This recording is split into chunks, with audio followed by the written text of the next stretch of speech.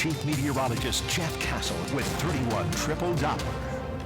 Hopefully we won't have to worry about tornadoes in our area. Yeah, the setup in our area is not quite the same as what it is there in the Ohio Valley. I've been watching storms here, but also watching up there. There was a storm that had a tornado warning about 10 miles from where my parents live in Ohio. Wow, so they've had it much worse up in that direction. And again, around here, although we may see some isolated severe weather, we're not expecting that sort of severe weather here in the Tennessee Valley. Let's talk about it, though. Starting off here with a look at Wave 31 Triple Doppler radar. We do have storms around.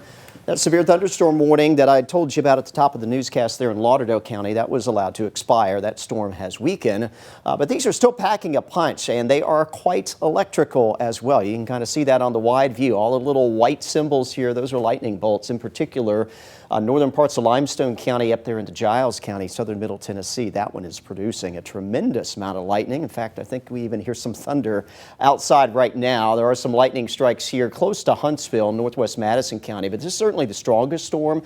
This is likely going to pass just a little north of you folks in Athens, but up here towards Elkmont, Ardmore, even towards Fayetteville, headed in your direction. Now, this is the track on it. We'll show you the time of arrival here. Ardmore bearing down on you as we speak into Fayetteville around 10:54 and into the Mulberry community there in Lincoln County around 11:07. So expect this one to continue to pack a bit of a punch. Some gusty wind, 40, maybe up to 50 miles per hour. Some small hail along with the frequent lightning and heavy downpours. Another strong storm showing up here in Franklin County, heading into parts of Lawrence County. Again, not severe on this one at the moment, but packing a bit of a punch as it affects you folks there in Russellville, and may eventually find its way passing north of Moulton if you're up towards the Town Creek area. This may head in your direction before it's all said and done. We've got that going on right now, but this is still the main line back here into Arkansas that we expect to track in overnight tonight. And as it arrives late tonight, it will also pose a risk for some severe weather. Our scattered activity that we have right now likely will continue through the midnight hour. And then after that, here comes our line of storms beginning to come into the shoals probably around 3 o'clock or so in the morning. It'll continue to quickly advance south and east by 5 a.m.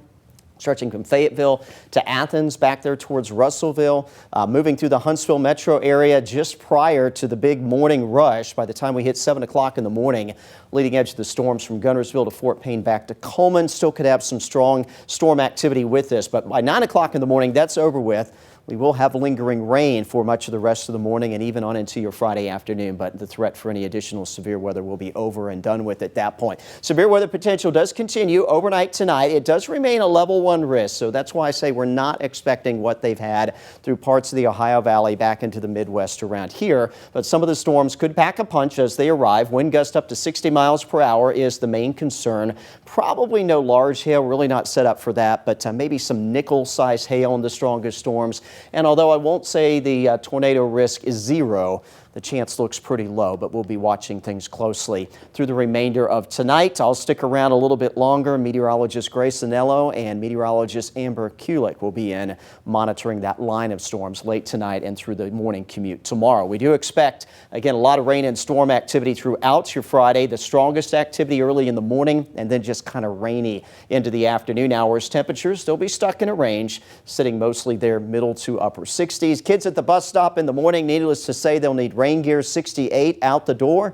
Coming home, numbers will be about the same with some lingering showers for the trip home from school tomorrow afternoon. These are our highs, again, middle to upper 60s, not looking at the 80s like we saw today. They won't be back, at least here in the near future, but you know they will return with time. Weekend showing improving weather, 70 on your Saturday with some late day sunshine, more clouds, maybe a little rain early Sunday morning.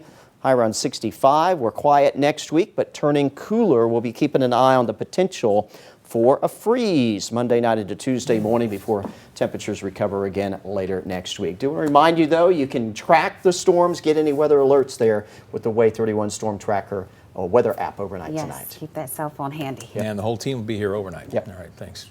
We'll be right back.